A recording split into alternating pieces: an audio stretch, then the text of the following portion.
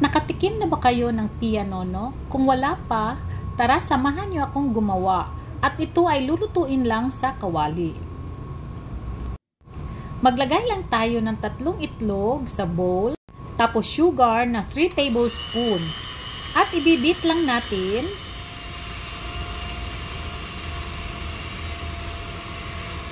hanggang sa maging ganito na siya guys.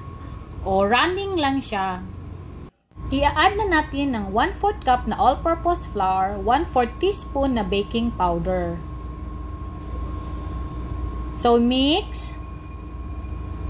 Tapos maglagay ng 2 teaspoon na oil at konting vanilla extract. So ihahalo ulit natin. So dito guys, 8 inches na pan yung ginamit ko at non-stick para hindi siya dumikit. Pero kung wala kayong non-stick, maglagay lang ng oil. Itaktak lang natin para mawala yung mga bubbles. Takpan na natin.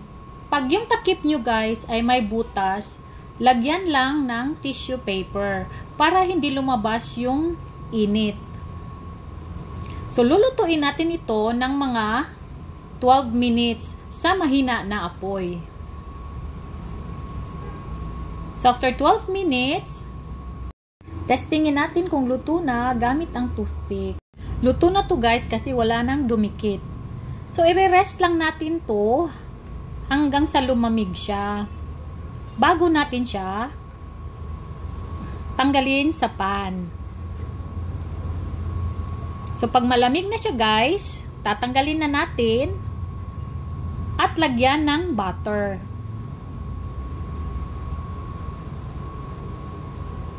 Pagkatapos, maglagay ng sugar.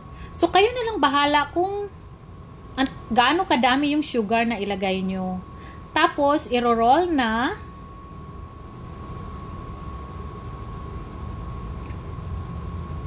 At ilagay sa ref ng mga 1 hour. So, after 1 hour, so ito na siya guys. Yung itsura niya guys, parang sunog pero hindi siya mapait.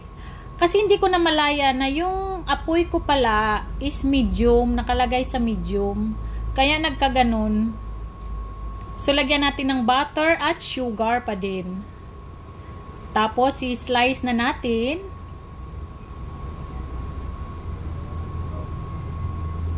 So, ayan. Ready na ang ating pia nono. At sana nagustuhan nyo. Bye!